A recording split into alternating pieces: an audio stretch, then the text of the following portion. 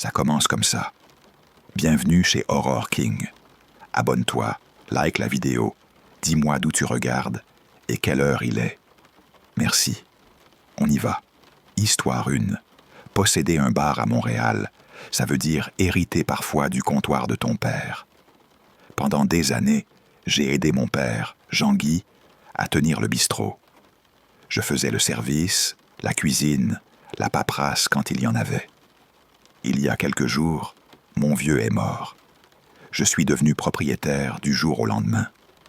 Un soir, un habitué, un homme âgé qui s'appelait Boris, est venu et il était détruit. Il sanglotait. J'avais travaillé dans ce bar depuis plus de 20 ans. J'avais connu Boris depuis toujours, et jamais je ne l'avais vu comme ça. C'était un grand gaillard. Il avait un accent étrange, mais moi, les accents, je suis nul. Je n'ai jamais su d'où il venait. Avec le temps, je l'avais pris pour un ami. À part ma famille, c'était la plus longue relation que j'avais. Mon père et lui se connaissaient d'avant l'ouverture du bar. Je n'ai jamais eu l'histoire complète. Des années durant, il avait planté son tabouret au comptoir et parlait avec mon père. C'était le type d'habitué qu'on voit dans tous les vieux bars. Barbe blanche, cheveux blancs ramenés en queue, veste marron, comme si c'était sa seule couleur. Ils inventaient des récits, des rires, des histoires folles. Les écouter, c'était comme regarder un film qui sent la fumée et la friture. Alors le voir en morceaux m'a frappé comme une gifle. Je lui ai offert plusieurs verres à la maison, des bières Labatt Blue et des shots de whisky, en l'honneur de mon père. Quand j'ai fermé, Boris était encore là. Il n'était pas en état de prendre le volant. Je l'ai regardé, le cœur serré, et je lui ai dit « Bon, mon ami, tu ne conduis pas ce soir. Je vais te raccompagner. » Je savais où il habitait. Je l'avais déjà ramené des dizaines de fois. C'était à 2 minutes, en partant, si on tombait tous les feux verts sur la rue Saint-Denis. J'ai fini le ménage, allumé les néons pour l'éteindre un par un, senti l'odeur de bière rance et de frites cramées qui restaient collées aux doigts. « Allez, Boris, on y va !» ai-je crié une dernière fois. Il n'a pas bougé. Je me suis assis à côté de lui, je lui ai passé le bras autour de l'épaule pour le consoler. Je tremblais un peu. J'avais encore l'odeur du tabac et du mélange whisky-bière dans le nez. Les lumières vives, le tic-tac du frigo derrière le bar, tout cela me paraissait trop net, trop brutal. Il a parlé d'une voix faible. « Je ne suis pas l'homme que tu crois. Quand on vieillit comme moi, la mort te fait réfléchir. » J'ai hoché la tête. J'ai frotté son épaule. Je ne savais pas quoi dire. Puis il a posé sa main énorme sur le comptoir et l'a frappé si fort que le bois a vibré sous mes paumes. Il avait les larmes aux yeux. « J'ai fait des choses que tu n'imagines pas, » a-t-il dit. Là d'où je viens, il y avait des façons de gagner sa vie.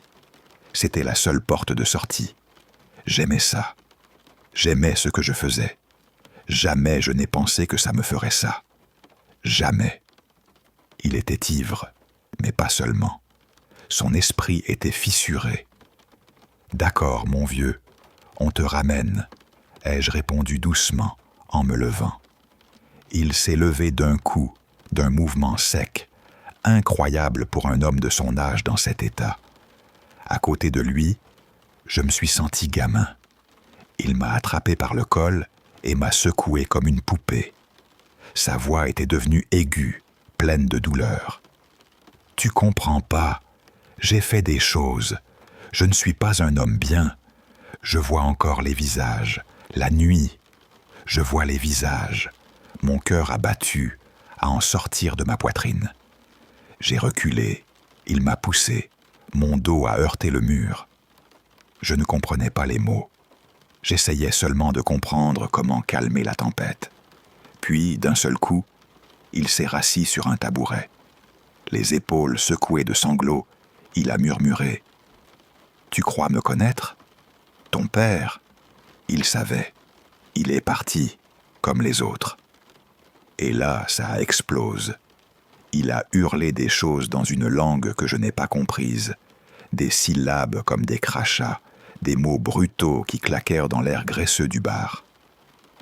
Il a balancé des tabourets, il a renversé des tables, le métal des chaises a grincé, la vaisselle a tincelé, un verre a roulé et s'est brisé en petits éclats qui ont éclaté comme des larmes sur le carrelage.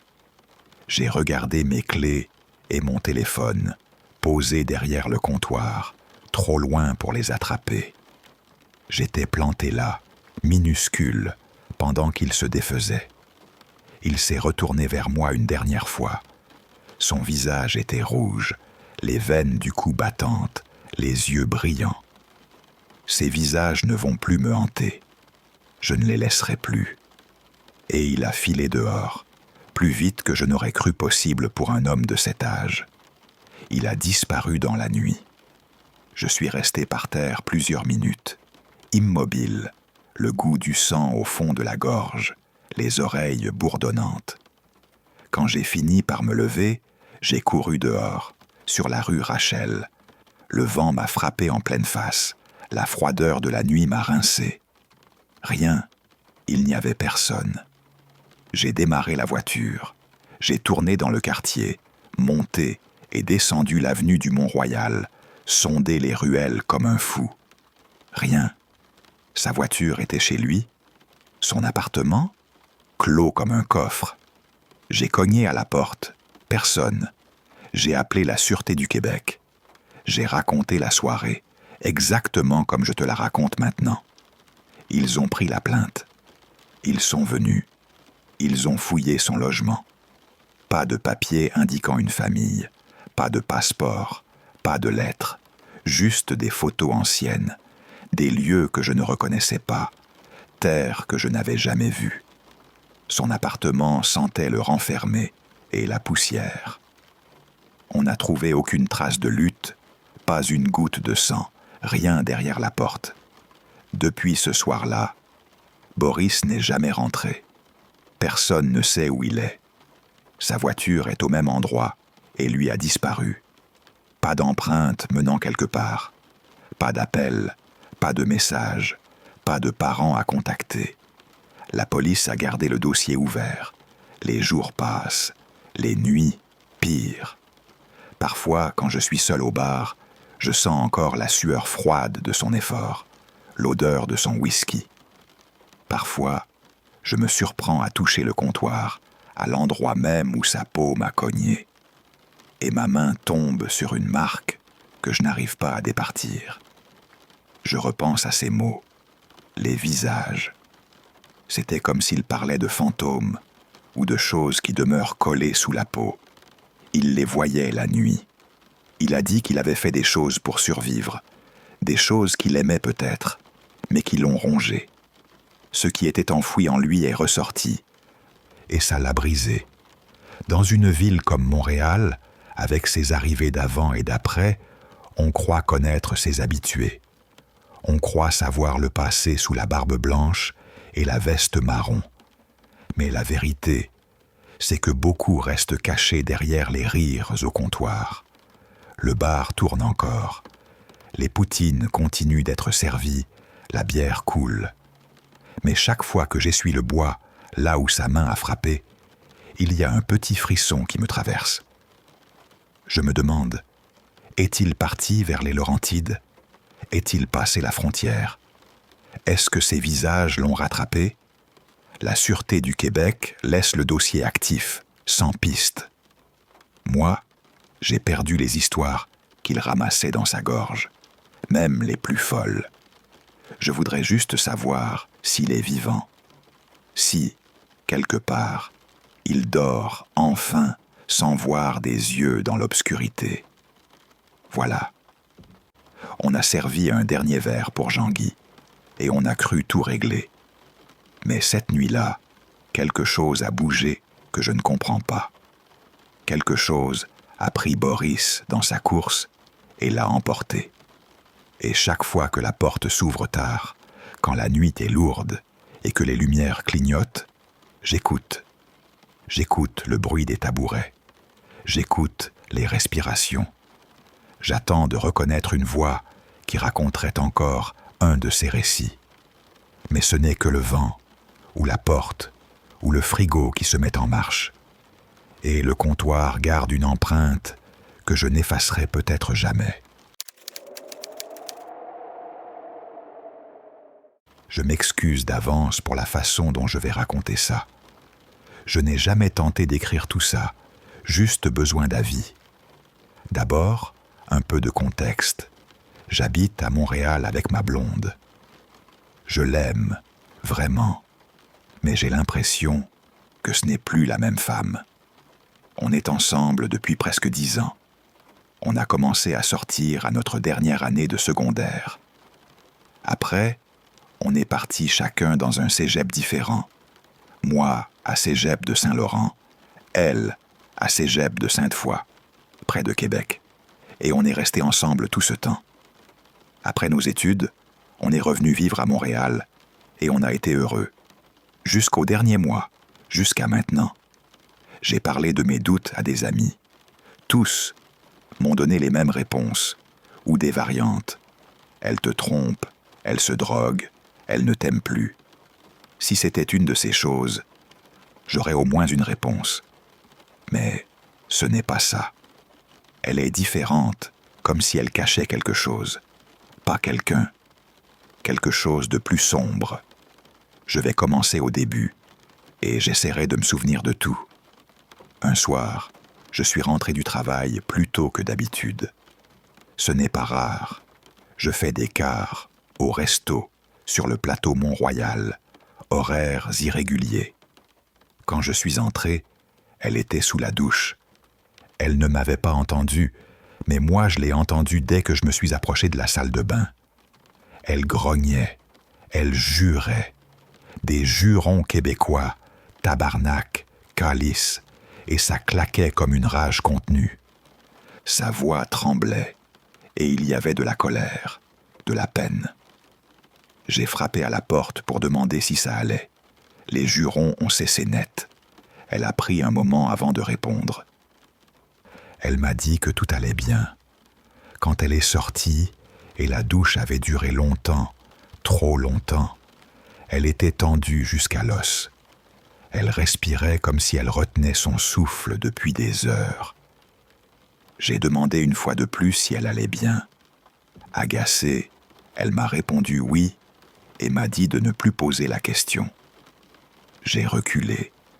Elle n'est pas le genre de personne à parler comme ça. Elle n'a jamais été sèche avec moi, ni avec personne. On se connaît depuis presque 20 ans. Je sais reconnaître un changement profond. Ce n'était pas elle. Le matin suivant, je me suis levé pour aller au boulot. J'ai pris ma douche. Sur la tablette où on garde les bouteilles de savon, il y avait quelque chose. Ça ressemblait à des taches séchées, comme du sang séché. J'ai pris la bouteille. Un anneau rouge s'était formé autour de sa base. Je me suis penché. Il y avait des résidus séchés dans les crevasses du carrelage, dans les joints. J'ai senti une odeur métallique, faible, comme l'odeur du fer après la pluie. J'étais curieux, pas encore paniqué. L'après-midi, en rentrant, j'ai trouvé une amie récente à elle à la maison. Une femme étrange, Chantal. Honnêtement, je ne l'ai jamais aimée. Je ne sais pas exactement où elles se sont rencontrées. Peut-être au salon, où ma blonde coupe des cheveux, peut-être parmi ses clientes. Tout ce que je sais, c'est qu'elle me mettait mal à l'aise.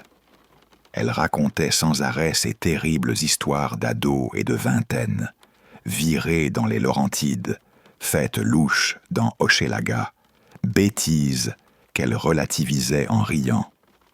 Si j'avais dû deviner, je l'aurais mise dans la fin de la trentaine. Ce jour-là, quand je suis entré, elles avaient un comportement bizarre. J'ai vu l'ordinateur portable sur la table de la cuisine. Elles l'ont refermée dès que j'ai franchi le seuil. Elles essayaient, consciemment ou non, de me pousser dehors, de me faire partir. Sur le visage de ma blonde, il y avait quelque chose d'éteint. J'ai évité de poser la question. Je suis allé dans la chambre pour me changer. La porte fermée, j'entendais Chantal chuchoter à ma blonde. La voix de ma blonde était raide, sans vie. Puis j'ai entendu une porte claquer. Quelques secondes plus tard, le moteur d'une vieille Pontiac cabossée a démarré dans l'entrée.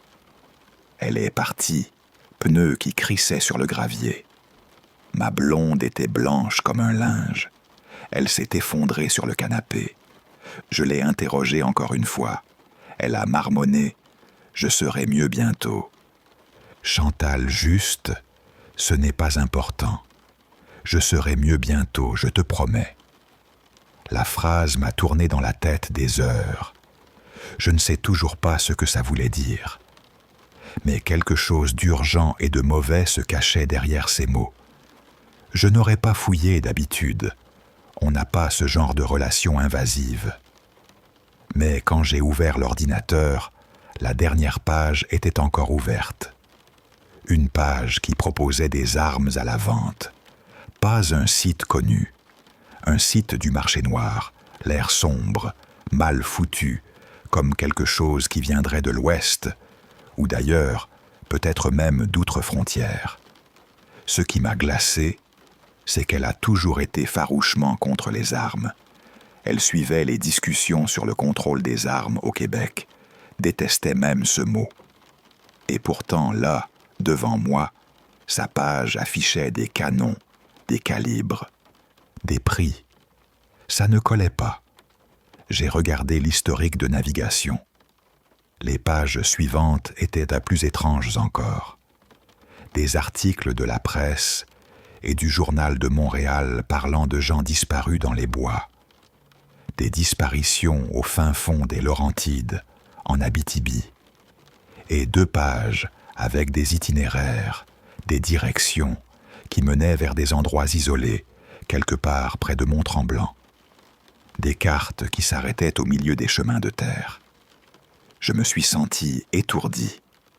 Une odeur de terre humide m'est remontée au nez, comme si je venais de respirer l'air d'un sentier après la pluie. Les jours suivants, elle est devenue de plus en plus vide. Plus de rire, plus de sourires, plus d'intimité. Elle ne parlait presque plus. Quand elle marchait, c'était comme si elle traînait un poids invisible. J'ai remarqué des détails qui m'ont serré la gorge. Ses chaussures étaient bourrées de boue, une glaise rougeâtre typique des chemins de campagne de la Naudière. Sa peau avait cette poussière fine, collée aux chevilles. Son téléphone était presque toujours éteint. Son ordinateur a cassé le lendemain de ma fouille. Écran noir, disque dur qui ne répondait plus. Coïncidence, je me suis dit. Mais en même temps, non. J'ai revu Chantal une fois de plus. C'était il y a quelques jours. Sa voiture était garée, le moteur tournait, valise entassée sur la banquette, comme si elle partait vers les Maritimes ou plus loin. En entrant, j'ai senti l'air change, un goût d'ozone, d'agitation. Chantal m'a regardé et j'ai vu son visage se fermer.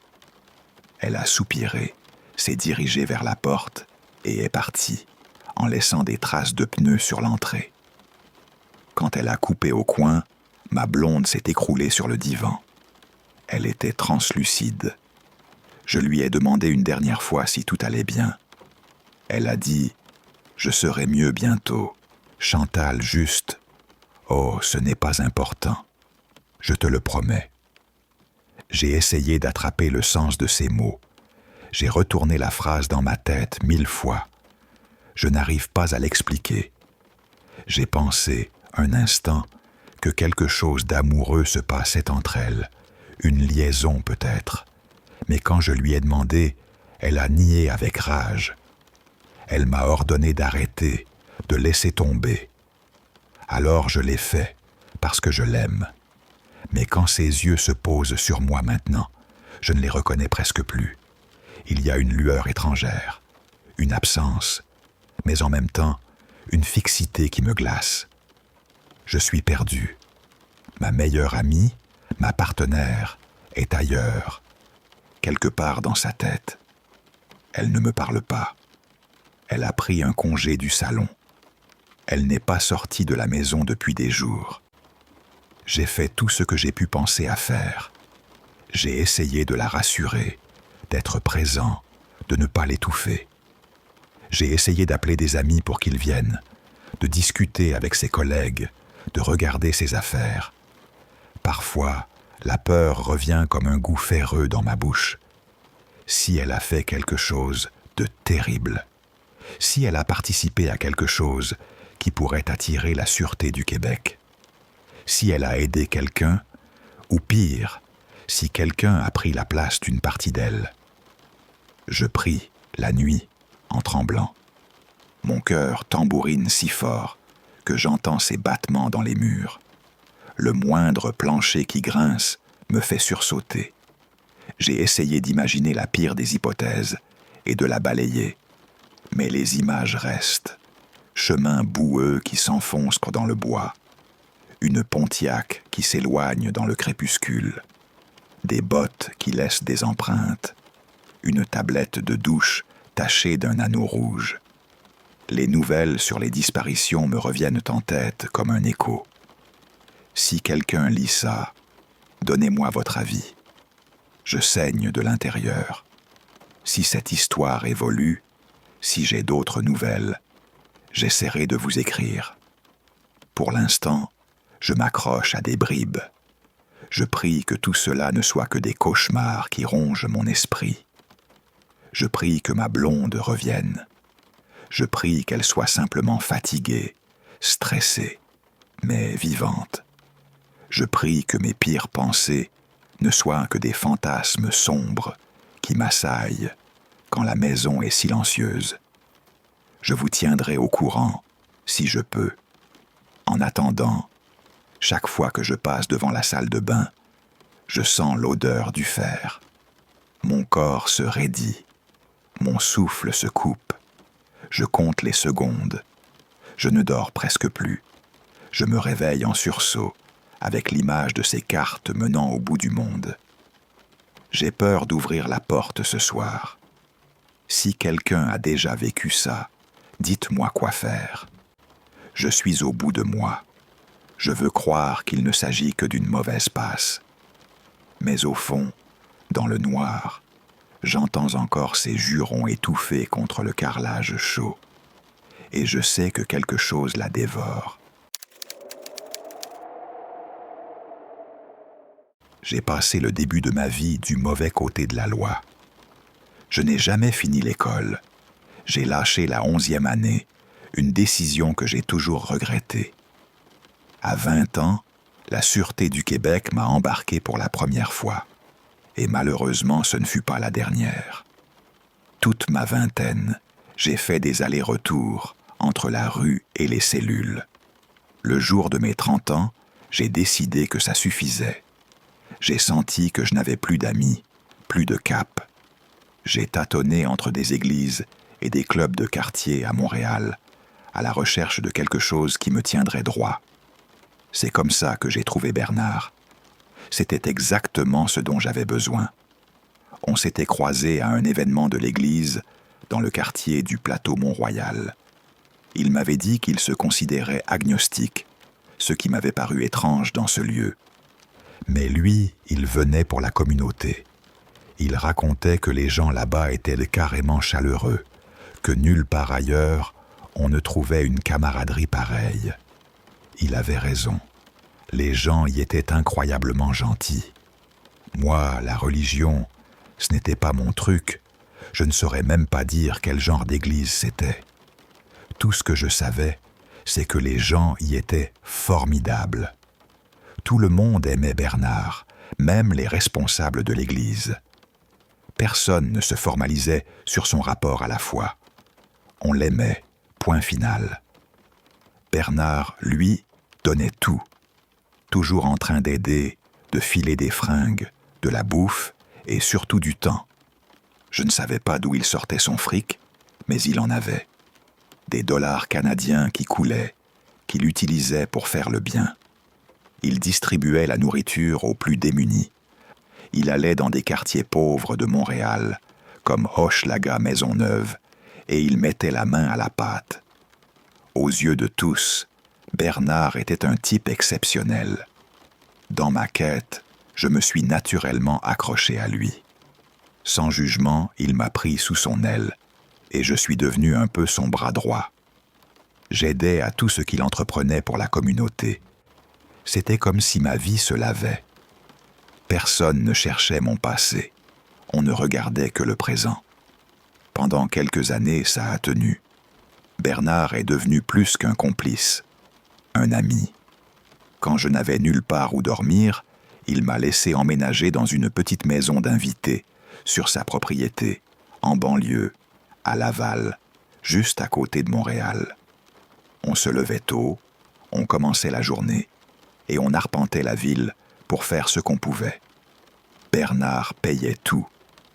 Le gars semblait avoir de l'argent à l'infini. Je n'ai jamais posé de questions. Un après-midi, lors d'une distribution de charité dans un parc près du Vieux-Montréal, j'ai remarqué pour la première fois que quelque chose clochait chez lui. Ce type était d'habitude bouillonnant, toujours enthousiaste. Et là, il était ailleurs, comme si sa tête était loin, comme si le monde était derrière une vitre. Le soir, sur le chemin du retour, je lui ai demandé s'il allait bien. Il a pris une longue inspiration, a soupiré et a dit qu'il allait bien. Sec, froid, je l'ai senti faux. J'ai guetté la nuit depuis les fenêtres de la maison d'invités qui se trouvait juste derrière la maison principale. Les lumières étaient allumées, les stores entr'ouverts. Je voyais l'intérieur comme sur un écran. La maison d'invités était à environ une quinzaine de mètres de la maison, assez loin pour ne pas distinguer les traits, assez près pour sentir l'odeur de tabac froid et d'encre. Peut-être que c'était juste une mauvaise impression, mais la vie que j'avais menée m'avait appris à lire les silences. Je savais quand quelqu'un était sur le fil. Moi, j'ai souvent pété les plombs dans ma vie. C'est ce qui m'avait foutu des bâtons dans les roues. Là, j'avais l'impression que Bernard allait péter ce soir-là. J'ai réfléchi un moment, puis je me suis dit que je devais aller vérifier. Ce type m'avait tant donné. Je le lui devais. J'ai traversé la cour et je me suis approché. En m'approchant, j'ai entendu des hurlements. Bernard criait. J'ai avancé en silence, collé au mur, pour tendre l'oreille. Il était au téléphone. Je ne percevais que sa voix, une voix devenue râpeuse, pleine de rage. Je ne l'avais jamais entendu s'énerver comme ça. Il jurait, hurlait des choses que je n'aurais jamais cru possibles venant de lui. Je me suis faufilé sur le côté et j'ai regardé par une fenêtre. Bernard faisait les 100 pas, le visage tassé, les mains qui dessinaient des cercles nerveux dans l'air. Je m'en fiche si t'es pas capable de gérer. J'irai trouver quelqu'un d'autre, j'ai entendu. J'en ai ras-le-bol de gérer ce merdier jour après jour. Fonce-le, fais-le tout de suite, que je sorte de cet enfer. C'était exactement ça. Je ne comprenais pas, sur le moment, de quoi il parlait. Il a raccroché et a lancé son téléphone contre le mur. Le bruit m'a glissé sous la peau. En se tournant, il m'a vu, net. J'ai reculé d'un bond, mais pas assez vite. Je me suis retrouvé allongé contre le panneau extérieur, le cœur qui tambourinait comme un tambour. J'ai entendu la porte s'ouvrir en trombe et son cri, mon nom, hurler comme on annonce une bête. J'ai voulu faire comme si rien, me relever, honteux d'avoir été surpris à espionner. J'ai espéré qu'il me calmerait. Je me suis bien trompé. L'homme large, la quarantaine marquée, m'a saisi par le col de ma flanelle et m'a plaqué contre la maison. Sa voix était une lame. Je sentais sa salive éclabousser ma joue. Après tout ce que j'ai fait pour toi, tu viens m'espionner ma vie privée. Il a craché chaque syllabe. J'étais muet. Je voulais lui dire que j'étais venu m'assurer qu'il allait bien, mais ma bouche ne s'est pas ouverte. Il m'a jeté à terre comme un sac. « C'est toi, hein ? C'est toi qui veux m'arracher mon fric. » Il m'a poussé encore quand j'ai essayé de me lever, et sa botte a frappé mon visage. L'impact avait un goût métallique. « Reste ici !» a-t-il hurlé, puis il a claqué la porte en revenant à l'intérieur. Le coup m'avait étourdi. Des étoiles ont valsé devant mes yeux. Je me suis relevé, la mâchoire en feu. Par la fenêtre, je l'ai vu fouiller un coffre, se pencher, empoigner quelque chose qui pesait son poids. C'était lourd, long. Je n'ai pas su dire ce que c'était, mais le bois ou le métal faisait un bruit sourd à chaque mouvement. J'ai reculé. J'ai fui vers la maison d'invités. J'ai pris quelques affaires en catimini et je me suis égaré dans le bois qui bordait sa propriété. Dans l'ombre des sapins, j'ai regardé Bernard tourner autour de la maison d'invités. Puis, impossible à croire, il a enfoncé la porte. Il criait encore mon nom, martelait les surfaces avec cette chose longue. Le bois gémissait, les vitres tressautaient. Son hurlement perçait le silence comme une scie. Quand il est arrivé au bord des arbres, j'ai commencé à descendre en catimini, le cœur qui me cognait la cage thoracique avec la violence d'un coup de poing. Il criait si fort que ses mots m'ont masqué les pas. J'ai glissé hors de la propriété, j'ai atteint la route et j'ai couru jusqu'à m'écrouler. Je me retournais toutes les quelques minutes, jurant qu'il me poursuivait. Mais il n'y avait pas de silhouette au loin. J'ai foncé jusqu'au dépanneur le plus proche à Laval. Là, j'ai supplié le vendeur d'appeler la Sûreté du Québec. Je n'avais pas de portable. Quand ils sont arrivés, je leur ai raconté tout ce que j'avais vu. Je ne savais pas trop ce qu'ils pouvaient faire, mais attaquer et poursuivre, ça m'avait paru suffisant. Ils sont allés chez lui, et la suite, je l'ai appris par bribes. On l'a arrêté. Je n'ai jamais su exactement pourquoi il a été arrêté. On ne m'a jamais dit. Quand j'ai cherché son nom sur Internet, je n'ai rien trouvé. Rien. Comme si Bernard n'était qu'un masque. Pendant des années, j'avais vécu à 2 pas de sa maison. Jamais il n'avait donné l'impression de cacher quoi que ce soit. Jamais il n'avait montré le moindre signe de violence. Et pourtant, ce soir-là, son secret s'est effondré. Je ne sais pas s'il avait l'intention de m'abîmer plus que ce qu'il a fait. Mais le coup qu'il m'a mis devant sa porte m'a convaincu d'une chose. Ce n'était pas un simple accès de colère. Il y avait quelque chose derrière. Quelque chose de long, de froid et d'efficace. Qu'il avait sorti de son coffre pour enfoncer des portes. Est-ce que quelqu'un, quelque part, peut m'expliquer ce qu'il cachait? Est-ce que quelqu'un a la moindre idée de qui était vraiment Bernard? Parce que parfois, ce sont les meilleurs qui dissimulent les ténèbres les plus épaisses. Je suis resté là, avec l'odeur du bois cassé dans le nez, le goût du sang au fond de la gorge, et la certitude qu'on ne sait jamais vraiment les gens à qui on a tendu la main. Je vous jure, le destin m'a mené là où je ne pensais jamais aller, et il m'a remis en face de gens que je croyais disparus. Il y a plusieurs mois, je me suis installé dans une nouvelle ville près de Laval, à environ 1 heure de la ville où j'ai grandi, près de Montréal. Je me suis installé dans une belle maison, au cœur d'un quartier résidentiel tranquille, l'opposé total du coin d'où je viens. La chose la plus étrange, et franchement la plus incroyable, dans cette nouvelle maison, c'est que je connaissais mon voisin.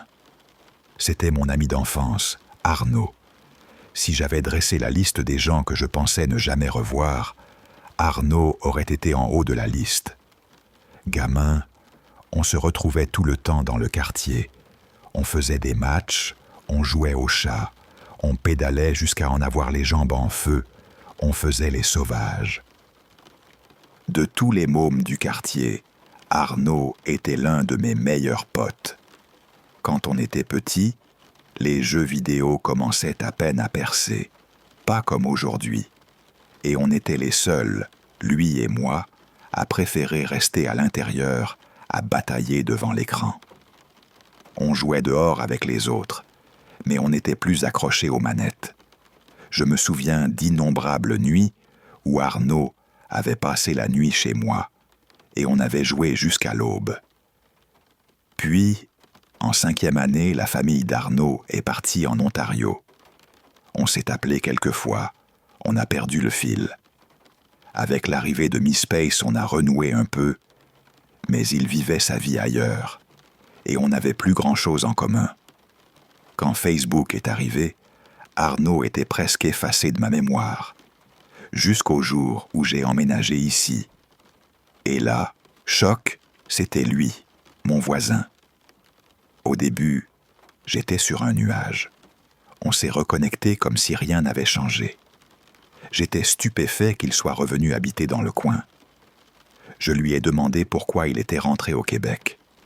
Il a haussé les épaules et il a dit, simple et tranquille, qu'il préférait le Québec.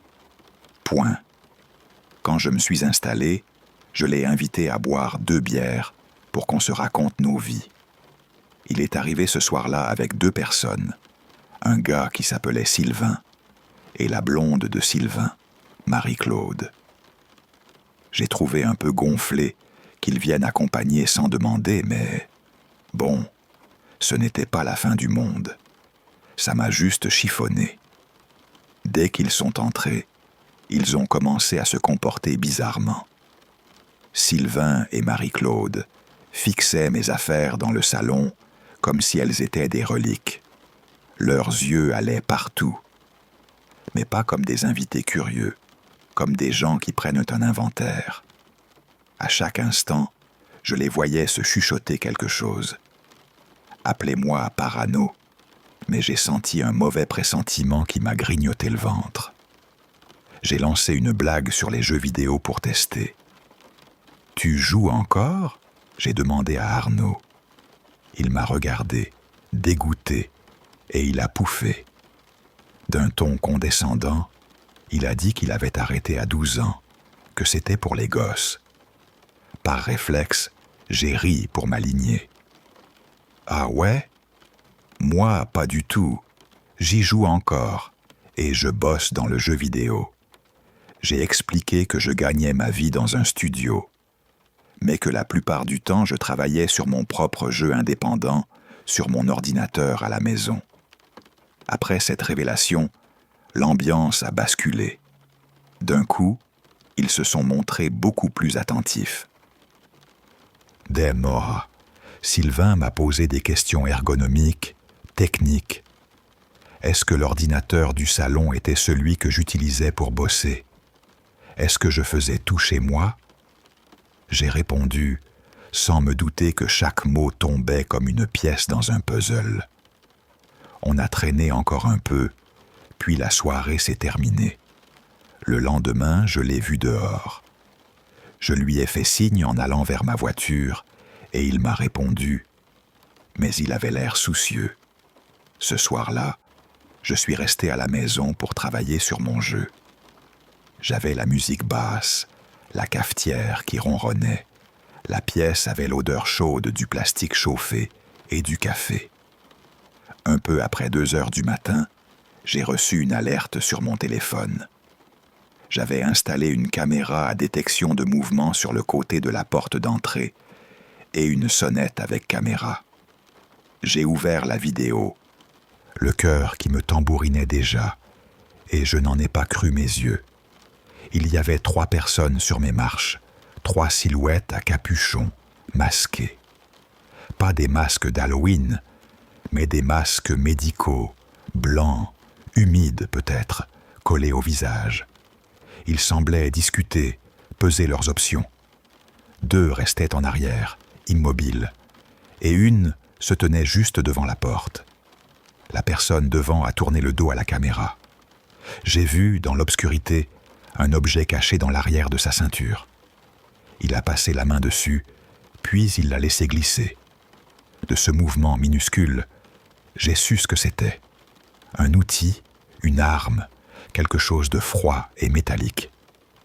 Il s'est retourné, lentement, et a attrapé la poignée de la porte. J'ai tourné la poignée pour vérifier. Elle était verrouillée. Dieu merci, elle était verrouillée. Lui aussi a reculé, comme s'il calculait son prochain geste. C'est alors que l'un d'eux a vu la caméra. La personne qui restait dans l'arrière-cour a pointé la caméra du doigt. Et j'ai entendu une voix de femme crier quelque chose sous le masque. La personne face à la caméra s'est penchée, s'est collée à l'œil de la lentille et a regardé droit dedans. Même avec le masque, j'ai reconnu le regard, et la façon dont il s'est élargi m'a fendu le ventre. C'était Arnaud. J'ai senti mon sang se glacer. La femme, Marie-Claude, a détourné le regard et s'est enfuie en courant vers la maison d'Arnaud. Arnaud a reculé de quelques pas, puis est revenu à la porte, a secoué la poignée avec une rage contenue, comme si tout son corps criait. Il a marmonné quelque chose que je n'ai pas pu comprendre. Puis il s'est éclipsé à son tour. J'ai appelé la Sûreté du Québec. J'ai envoyé la vidéo. J'ai tout raconté.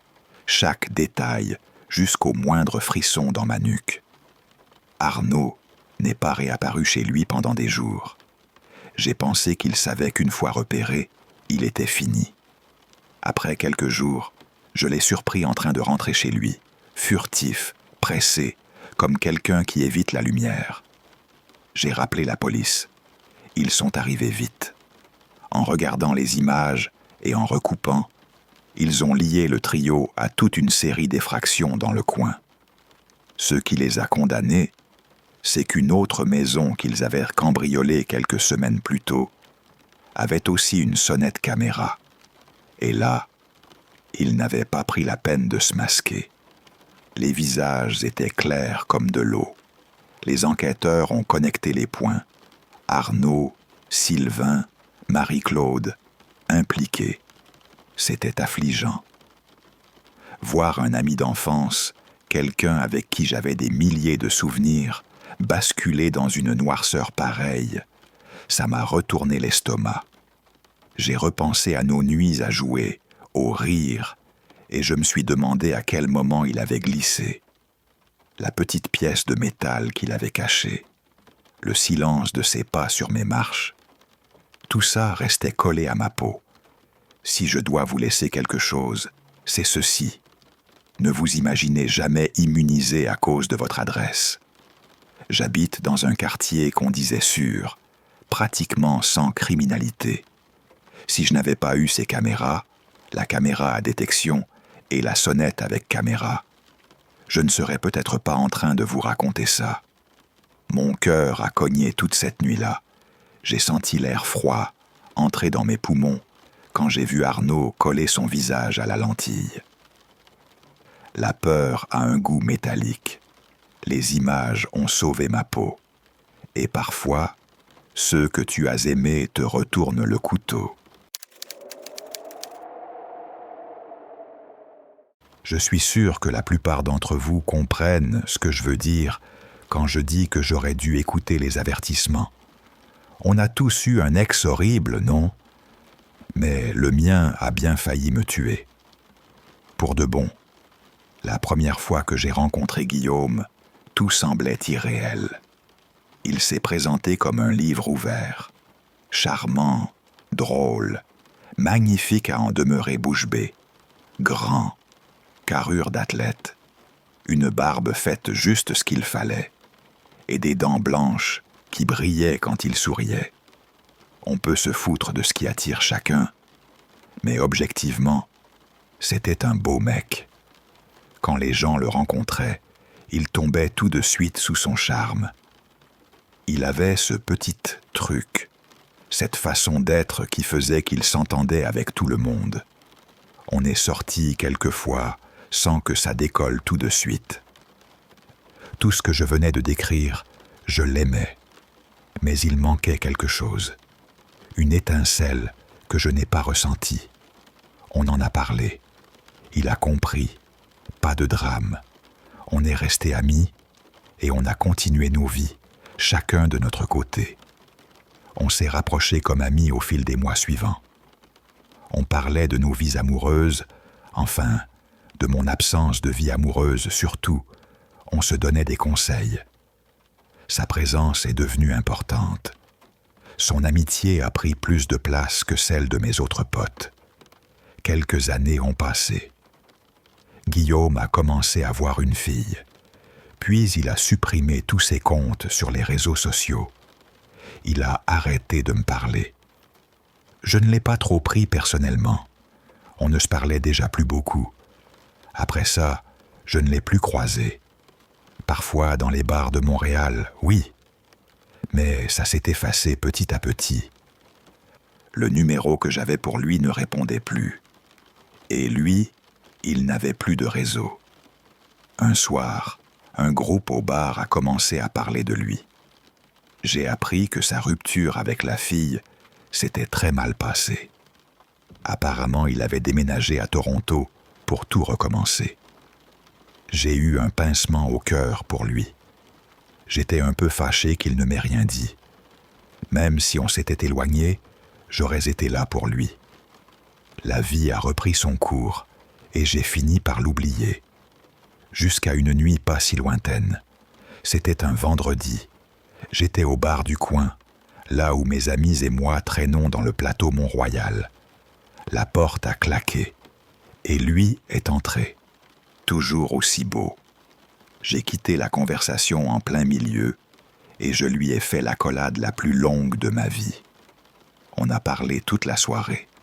Il était redevenu le vieux Guillaume. Celui d'avant l'éloignement. Ce qui m'a paru étrange, mais pas à ce point-là sur le moment, c'est qu'il ne s'est jamais levé pour commander au comptoir. Je ne l'ai pas remarqué sur le coup. J'aurais dû. Il est venu chez moi après.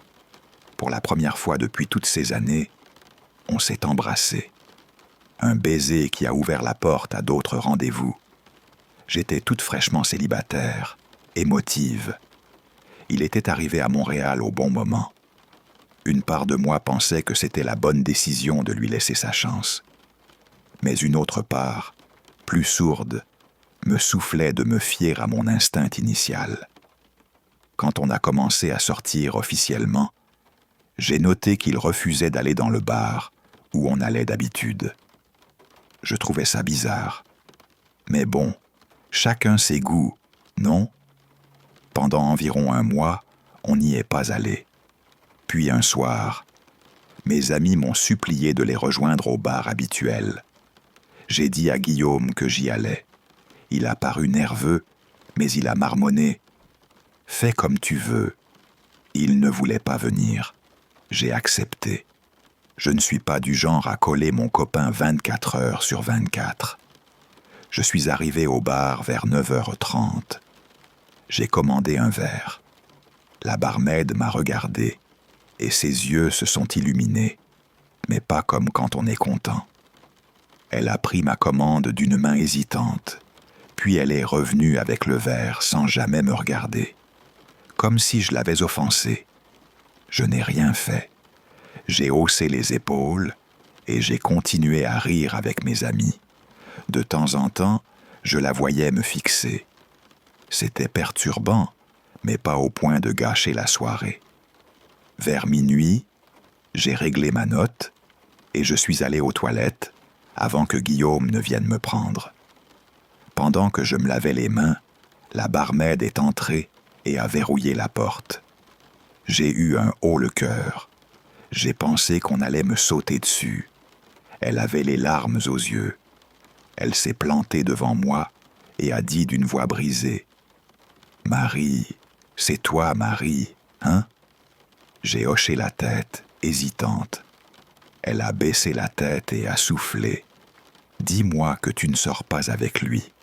Si tu sors avec lui, quitte-le. Avant qu'elle n'ait pu enchaîner, je suis passé en mode défense. J'ai imaginé une ex jalouse, une rivale. Je l'ai regardée comme si elle me sortait un mauvais film. Et elle a continué, haletante, comme si elle ne pouvait plus retenir ses mots. Je sortais avec Guillaume, il y a quelques années. Il me comparait tout le temps à toi. Il disait des trucs comme « Pourquoi tu ne peux pas être plus comme Marie ?» ou « Marie ferait ça mieux ». Mon préféré, c'était quand il disait « Quand je suis avec Marie, je pourrais te détester ».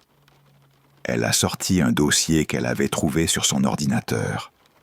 Elle m'a parlé d'un dossier plein, des centaines, peut-être des milliers, de photos de moi. Des photos prises partout, en conduisant, en marchant. Des photos de rendez-vous. Même des photos à l'intérieur de mon appartement. Elle m'a dit qu'elle l'avait confronté, qu'il avait pété un câble, qu'il avait tout supprimé, qu'il l'avait menacé, qu'il était parti, qu'elle ne l'avait jamais revu.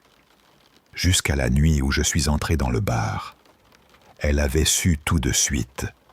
Elle m'avait trouvé familière, mais elle n'avait pas compris pourquoi, jusqu'à ce que Guillaume entre. Je sentais le sang battre dans mes tempes. J'étais perdu entre l'envie de croire cette femme et l'envie de la traiter de menteuse. Je lui ai demandé pourquoi elle n'avait pas prévenu la police. Elle n'a pas su répondre clairement. Le doute m'a rattrapé. Jalouse, voilà tout. J'ai remercié la barmaid pour l'avertissement. Elle m'a laissé sortir des toilettes. Elle est restée là, la tête baissée, tremblante comme une feuille, pâle comme un masque. Je me suis dit, si elle invente tout, elle le joue sacrément bien. Un peu après minuit, Guillaume a garé sa voiture. Je suis monté, on est parti. J'ai raconté l'histoire de la barmaid. Je l'ai regardé. Il a hésité. Puis il a murmuré « Je t'aimais tellement, Marie ». J'ai relevé la tête. J'ai dit sèchement « Ah bon? Tu veux me dire que c'est vrai? Que tu as pris toutes ces photos ?» Il n'a pas répondu avec des mots. Il a accéléré. Sa façon de conduire a changé en quelques secondes. Le compteur est monté. 120, 130, 140 km/h. Tout a basculé. J'ai hurlé pour qu'il ralentisse. Nous étions sur l'autoroute 40. Une courbe s'approchait. Quand il a pris la courbe, il n'a pas freiné. La voiture a foncé droit devant. On a défoncé la glissière de sécurité. Le pare-brise a éclaté. On a basculé et on a dévalé une pente monstrueuse. Je suis convaincu que c'est la pente qui m'a sauvé. En se brisant, la voiture a perdu de la vitesse.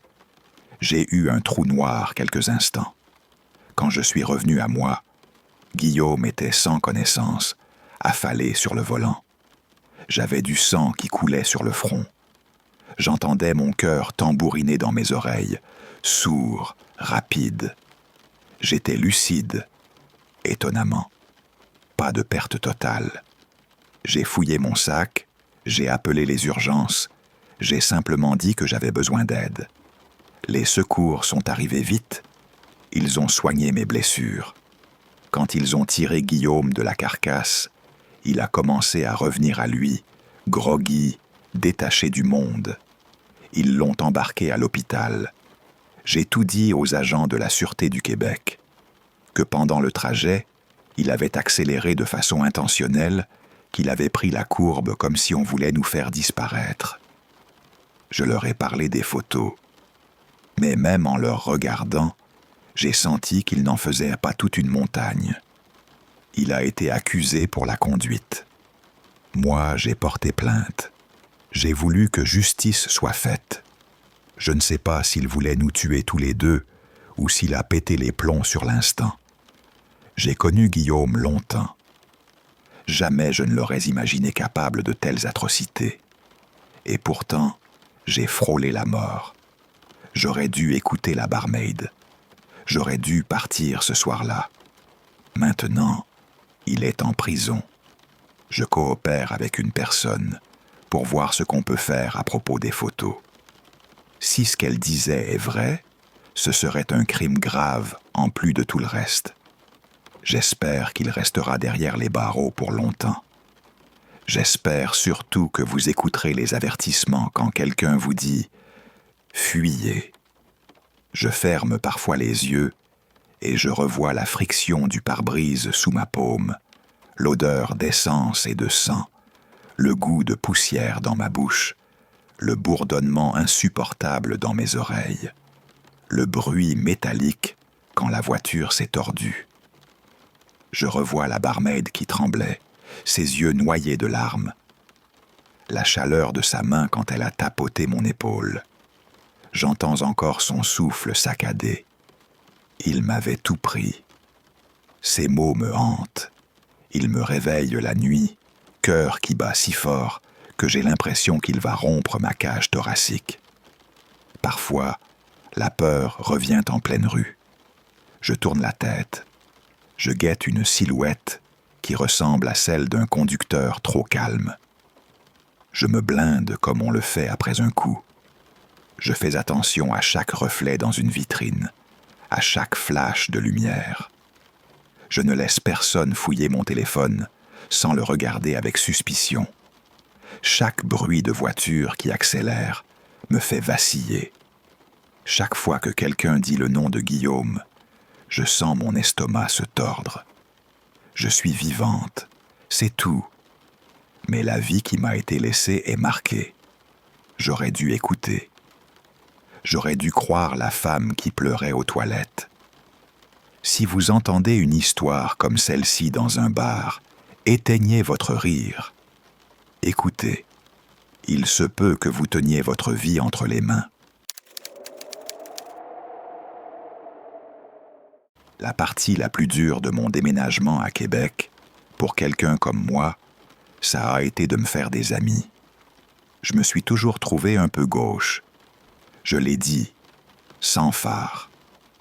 Quand mon boulot m'a forcé à partir à des centaines de kilomètres de ma ville natale, Toronto, j'ai été triste, oui, mais je ne pouvais pas refuser l'offre. Mon travail était important. Il payait très bien en dollars canadiens. Ma logique a été simple. Partir, économiser, puis revenir à Toronto quand mon contrat serait terminé. Le premier mois à Québec, ça a été pénible. Après le travail, je rentrais. J'allais dans ma chambre, j'allumais ma console, je bouffais des heures de jeu et des heures d'écran. Le silence me collait à la peau. La solitude s'est invitée sans frapper. Elle a rampé, lourde, comme une odeur de moisi dans un couloir. J'ai fini par trouver une boutique de bande dessinée, la boutique BD. Elle était à environ 5 minutes à pied de ma nouvelle maison, dans le quartier Sainte-Foy. J'aimais les BD. J'aimais ça depuis que j'avais appris à lire. Même avant, j'attrapais les albums de mon frère.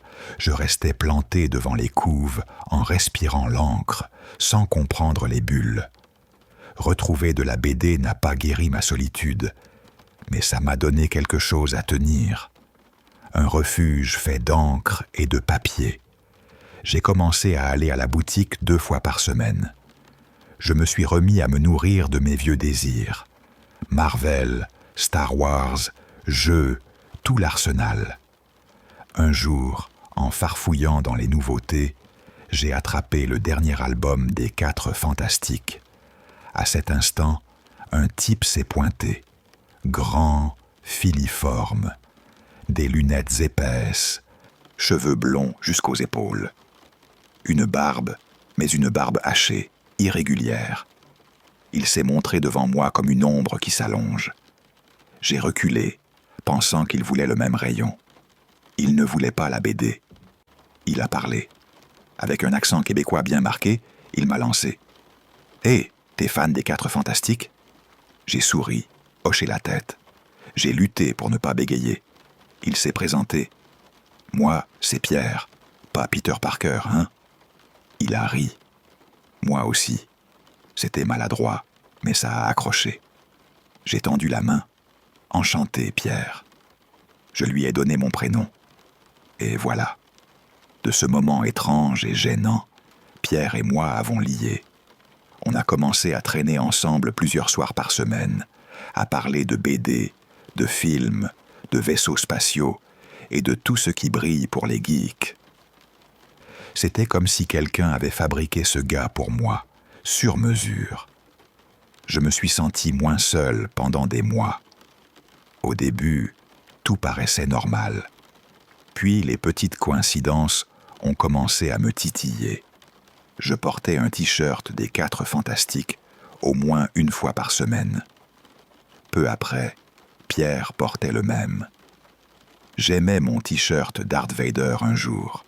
Le lendemain, Pierre avait le même. Les mêmes motifs, les mêmes marques. Ce n'était pas juste des goûts communs, ça me donnait la chair de poule. Puis il s'est coupé les cheveux, il a rasé sa barbe. Si vous suivez, j'ai les cheveux courts et je suis rasé de près. Le jour où il est sorti du salon de coiffure, il m'a lancé. Là, on a l'air d'être la même personne.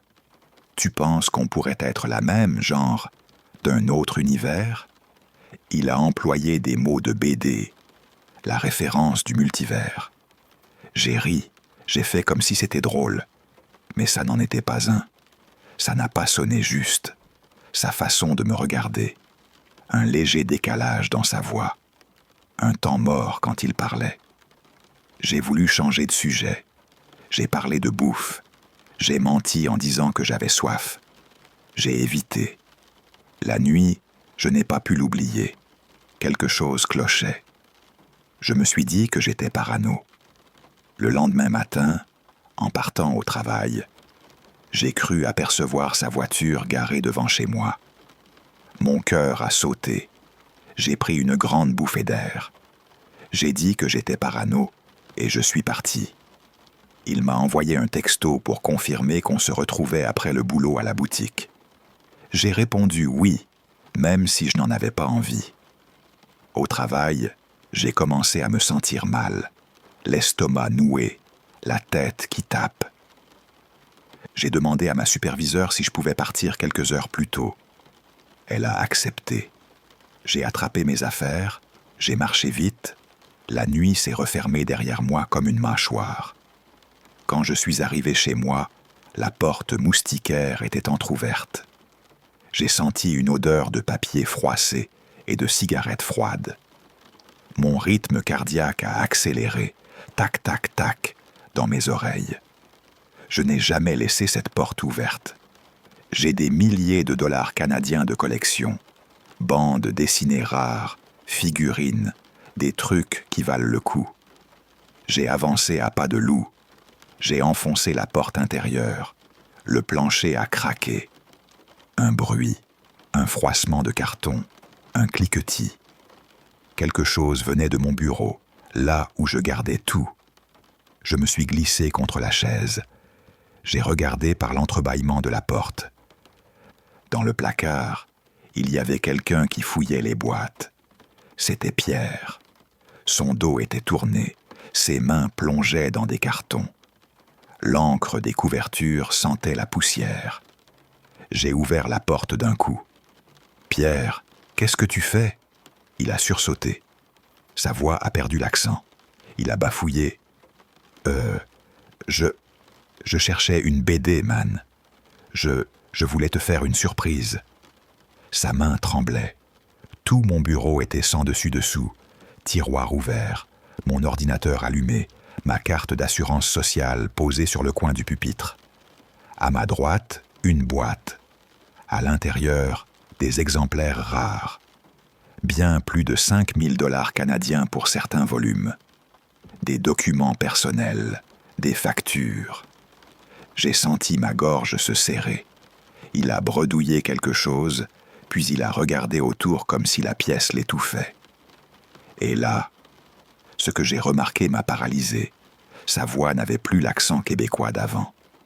Elle était plate, travaillée, comme un costume qu'on enlève. Avant que je puisse réfléchir, il a attrapé la lampe posée sur mon bureau. Il l'a arrachée. Le pied en métal a claqué. Il l'a lancée. La lampe m'a frappé la tête. J'ai entendu un craquement sourd. Le monde s'est mis à tourner. J'ai vomi un goût métallique. Quand je me suis plié en deux, il m'a asséné un coup de poing en plein visage. Une pluie de petites étoiles noires a dansé derrière mes yeux. J'ai chuté. Le goût du sang, le goût du métal, le bruit de mes dents qui se cognent. Je suis resté au sol, le cœur martelant la cage thoracique comme un tambour. J'ai entendu le moteur d'une voiture qui démarrait et les pneus qui ont crissé, la tôle qui a avalé le bruit de la nuit.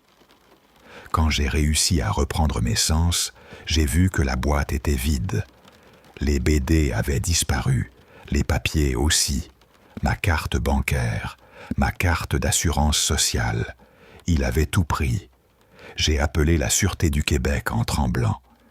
J'ai récité tout ce que je savais de Pierre. Son prénom, son visage, ce que j'avais compris de nos conversations. Les agents m'ont dit froidement que Pierre n'était probablement pas son vrai nom. Ils ont fouillé les descriptions. Ils ont trouvé que son téléphone était un appareil prépayé, un petit bouche-trou. Pas de compte sur les réseaux sociaux, pas d'historique. Il avait usé de la confiance que je lui avais donnée pour vider ma vie. Dans la boîte, ils ont retrouvé plusieurs cartes de crédit qui m'appartenaient. J'avais juste laissé l'une d'elles dans mon portefeuille et je ne l'avais utilisée qu'une fois pour mettre de l'essence.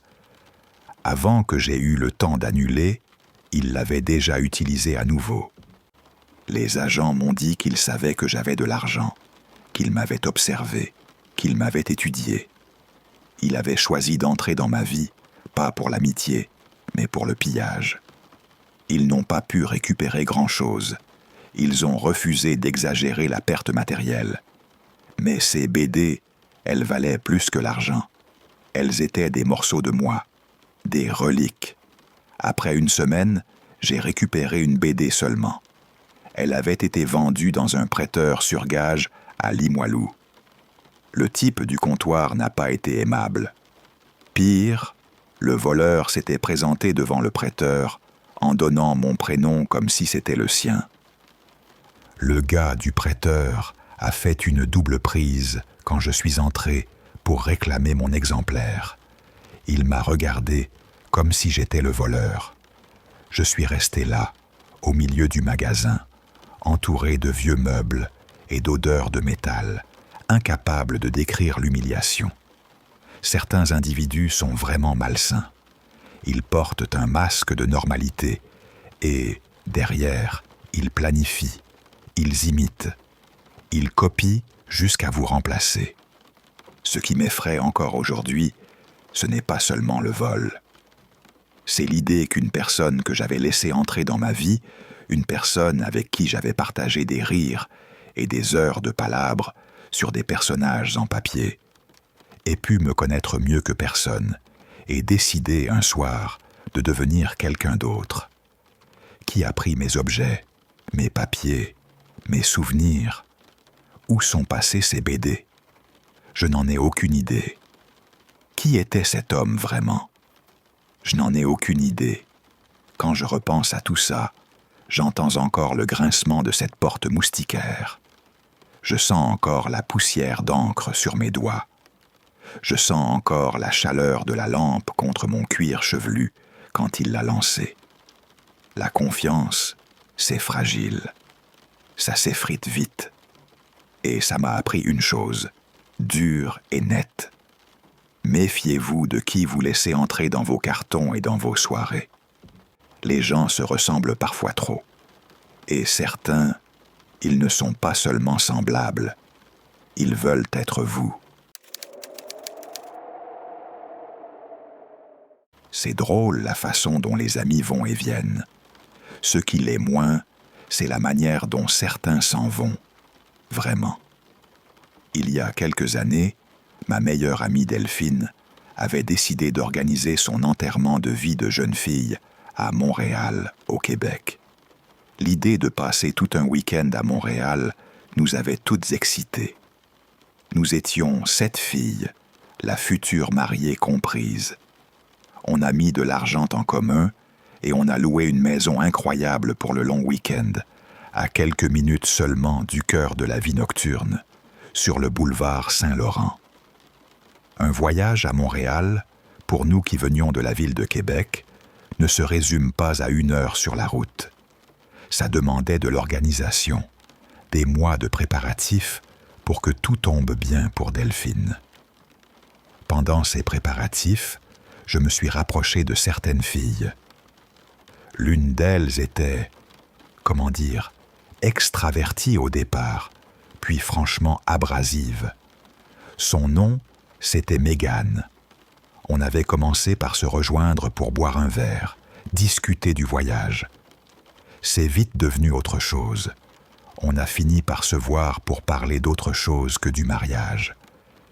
Mégane était une tornade. Elle grimpait souvent sur le comptoir pour danser. Elle partait presque toujours avec quelqu'un, une femme, un homme, et le lendemain elle était prête à se remettre à boire, comme si de rien n'était.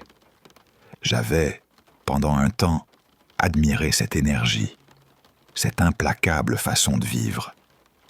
Je me réjouissais à l'idée de faire la fête avec elle à Montréal. Quand le voyage est arrivé, quelque chose en moi avait déjà glissé. J'avais commencé à me méfier de Mégane. Ça me gênait d'admettre ça. Quelqu'un que j'avais considéré d'abord comme une connaissance, puis comme une amie, me donnait de plus en plus des signes inquiétants. Et à Montréal, mon pressentiment s'est confirmé. Elle a grimpé sur un autre comptoir, comme à son habitude, sauf qu'elle est tombée, la tête a heurté le plancher. J'ai entendu le craquement. Le goût du métal m'a monté à la bouche. Elle était consciente, mais la coupure avait ouvert du sang. L'odeur du sol, de la poutine et du vomi dans l'air, a soudain semblé plus âcre. On nous a demandé de partir. On est sortis comme ça, humiliés. Elle a essayé de se battre avec plusieurs demoiselles d'honneur, avec des clients. On a enchaîné les bars, sur la rue Crescent, dans le plateau. Delphine était rouge de honte. Elle voulait rentrer à la maison qu'on avait louée. Elle voulait éviter d'attirer davantage l'attention. Mégane a refusé, encore et encore. « On est à Montréal pour faire la fête », a-t-elle hurlé. Si on voulait une fête à la maison, on serait resté à Québec. J'ai, en tant que demoiselle d'honneur, essayé de lui rappeler que c'était le jour de Delphine, que c'était à elle qu'on devait faire plaisir. Elle n'en avait rien à faire. Elle nous a traités de ringardes. Elle a dit qu'elle restait au comptoir et qu'on pouvait toutes se casser. Delphine, en colère, nous a dit de la laisser là et qu'on rentrait à la maison. Je lui ai dit de m'appeler si elle avait besoin d'un ride, que je viendrais la chercher. Elle a haussé les épaules, a acquiescé d'un vague signe, puis elle est retournée boire. Nous, on est allés à la maison. On a mangé de la poutine, on a ri. Croirez-vous que l'un des meilleurs moments du voyage a été de jouer à des jeux sur la console, à rire jusqu'à s'étouffer? C'était presque doux. On avait oublié Mégane, jusqu'à ce que je me réveille, seul, à 4 heures du matin. Mon téléphone a vibré. J'ai vu un message de Mégane envoyé à 2h30 du matin. Une photo. Elle montrait le majeur à la caméra, entouré de 3 filles et d'un gars. Tous faisaient la même obscène grimace. C'était typique de Mégane. J'ai appelé. La tonalité a filé vers la boîte vocale. J'ai envoyé des textos, plusieurs. Rien. Je suis allé fouiller la maison. J'ai ouvert toutes les chambres. Elle n'était nulle part. Mon cœur a commencé à tambouriner. J'ai senti l'air s'épaissir dans mes poumons, l'odeur de la sauce qui séchait sur mes doigts. Je ne savais pas quoi faire. Vers 6 heures du matin, j'ai réveillé quelques filles. Elles m'ont dit de la laisser, qu'elle avait été horrible toute la nuit, que tant mieux si elle restait quelque part à se perdre. Une partie de moi approuvait. Elle nous avait foutus dans la merde.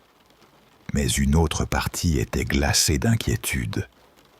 On ne peut pas laisser une personne seule dans une ville qu'elle ne connaît pas, avec le crâne fracassé, se disait quelque chose dans ma poitrine. Delphine, quand elle s'est réveillée, n'a trouvé aucune trace de Mégane non plus. Elle est devenue erratique tout de suite. Son anxiété s'est mise à craquer comme du verre. Notre vol était prévu plus tard cet après-midi, de l'aéroport Montréal-Trudeau, et il fallait partir. On a longuement hésité, on a tergiversé. Finalement, on a décidé d'appeler la Sûreté du Québec. Juste avant de composer, mon téléphone a sonné. C'était Mégane. Sa voix était déchiquetée par l'alcool ou par la colère, je ne sais pas. Elle a hurlé que nous étions des amis indignes, qu'on méritait l'enfer. Elle m'a ciblé, moi, sans raison que je comprenne encore aujourd'hui. On a supplié, prié, demandé qu'elle revienne, qu'on devait partir. Elle nous a dit de nous casser, qu'elle rentrerait toute seule. Elle a fini par dire, littéralement, « Laissez-moi à Montréal, bye ». Delphine a essayé toute l'après-midi de la joindre. Rien. Elle avait coupé sa localisation. Elle nous avait bloquées toutes. On ne savait plus où chercher.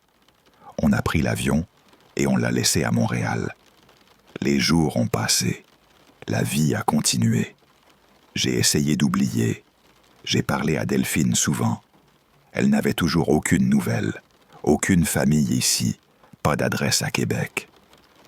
On a fouillé les réseaux, on a cherché des noms, on a consulté le site de la Sûreté du Québec, regardé les avis de personnes disparues, les chroniques nécrologiques. Rien. On a espéré qu'elle voulait qu'on la laisse tranquille, qu'elle faisait sa vie quelque part, en sécurité. On s'est apaisé. Les années se sont écoulées. Et puis, la semaine dernière, j'ai revu Mégane. Je l'ai vue en vrai. Pas bien. C'était un vendredi soir, après le travail. Je suis rentré chez moi à Québec.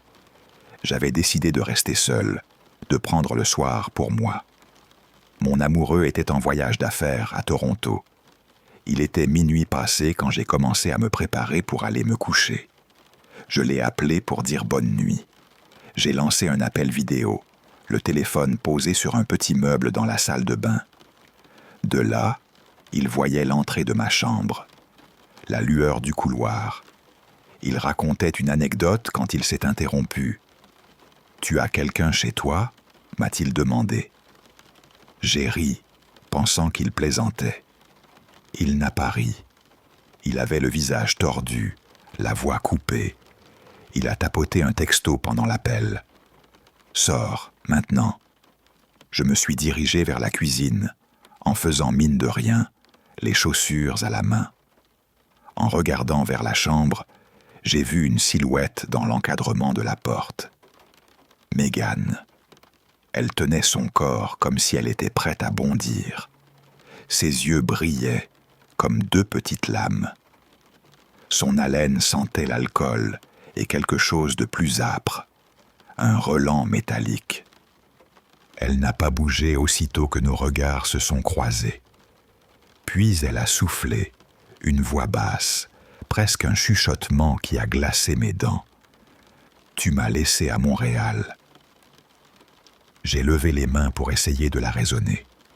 Mon cœur s'est emballé, comme si quelqu'un le secouait.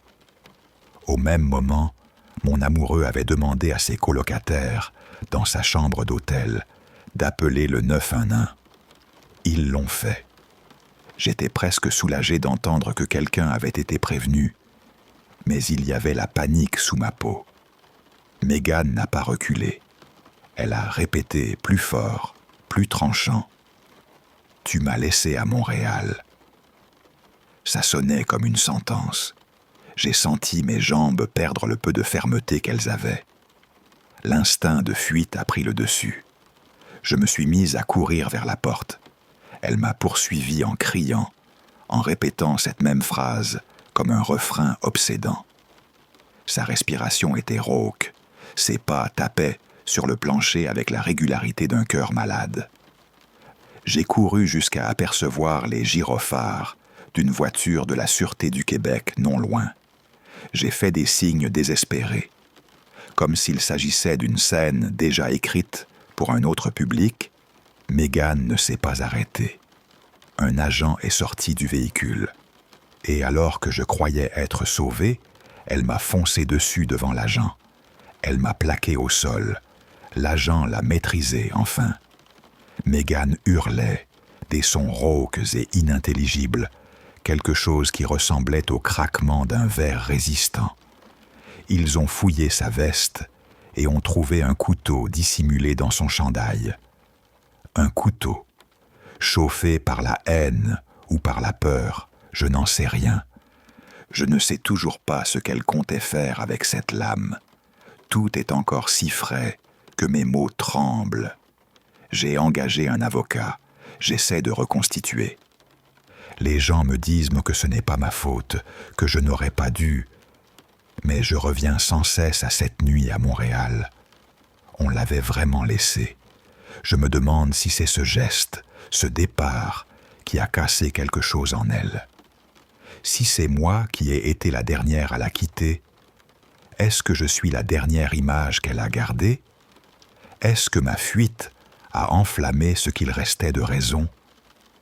Je vis avec ces images, la tête qui heurte le sol, le sang qui colle aux cheveux, son visage dans l'embrasure de ma porte, la façon dont elle répétait ses mots comme un mantrame. Je ne sais pas quoi faire maintenant. Je veux croire qu'elle pourra guérir. Je veux croire qu'on peut réparer ce qui a été brisé. Mais quelque part, dans le silence de mes nuits, j'entends encore son souffle court et cette phrase rugueuse. Tu m'as laissé à Montréal. Si quelqu'un a des conseils, si quelqu'un a traversé quelque chose de semblable, j'en aurais besoin. Et si vous retenez une chose en fermant cette page, que ce soit celle-ci, soyez doux, soyez indulgents. Vous ne savez pas les batailles invisibles que les autres mènent. Vous ne savez pas la douleur qui peut naître d'un geste, d'un départ, d'une absence. Je me dis souvent, la gorge serrée, on aurait dû insister, on aurait dû la ramener, on aurait dû l'attacher si c'était nécessaire. Maintenant, il est peut-être trop tard. Peut-être pas. J'espère. Je prie en silence que la fille que j'ai connue, la vraie, revienne me sourire une dernière fois.